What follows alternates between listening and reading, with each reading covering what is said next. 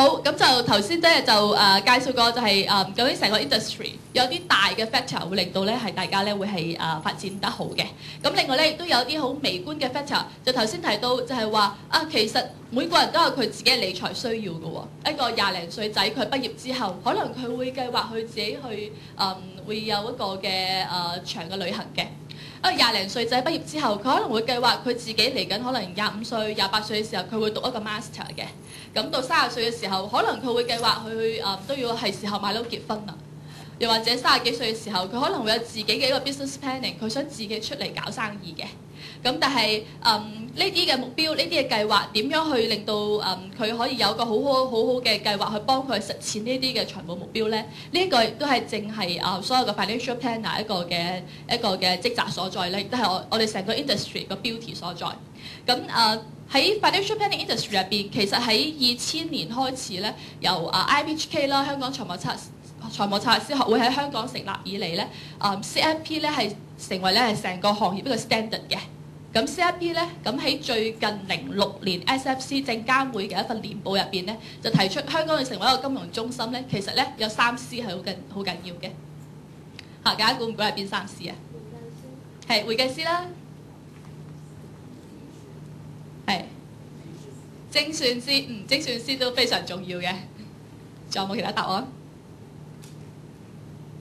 ？OK， 咁喺佢嘅 annual report 入邊咧提到3 C 咧就同我哋金融服務業息息相關嘅，咁包括咗頭先朋友所提到嘅會計師啦 CPA 啦，咁另外咧就係 CFA 啦，一個特許嘅金融分析師啦，咁第3個咧就係 CFP 啦。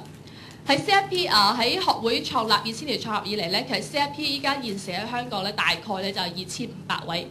咁你會可能你會問我啦，咁2500位算多定算少咧？咁樣，咁我哋用一個好傳統嘅 approach 咧，就統計翻香港有幾多個家庭咧？香港大概咧就係220萬嗰個嘅家庭嘅。咁我哋當可能頭先你會話，有啲好有錢嘅佢唔需要 financial planning，攞啲錢多到使唔晒。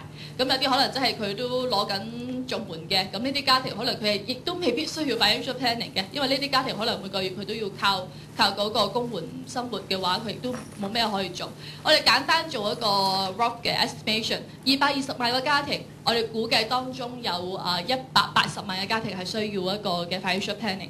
咁你計下啦，咁180萬個家庭需要，咁喺香港咧大概咧就擁有 CFP 資格咧就係2500位啦。咁如果係擁有各類型嘅牌照嘅，可能考咗IIQAS 啦，考咗保險嘅牌照啦，考咗一啲執業嘅牌照嘅話咧，粗略估計咧業界咧係大概有25000個嘅。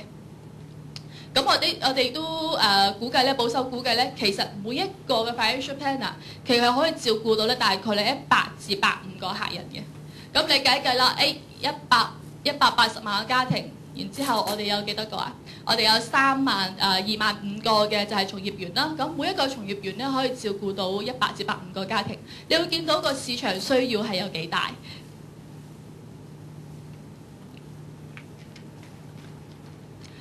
好。咁咧就 IBHK 啦，香港財務師學會啦，就喺2000年喺香港正式成立啦。其實學會成立咧個目的咧最主要係2個嘅。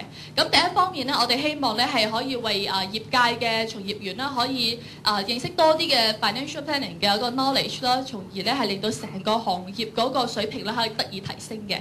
咁第2個咧，我哋都好積極咁推廣 CFP 呢一個認證資格啦。你可能會見到有 CFP 嘅巴士啦，呢排喺隧道口行啦，我哋有隧巴啦。咁另外咧亦都有 CFP 嘅電車啦，咁喺中環站你亦都會見到我哋 CFP 啲廣告牌嘅。咁其實呢啲嘅動作咧，我哋都希望咧令到更加多嘅消費者咧係認識 CFP， 從而咧係令到佢哋將來佢哋選擇 financial planner 嘅時候，佢哋會認住我哋呢個 Q 碼 CFP 就等於一個質素嘅保證。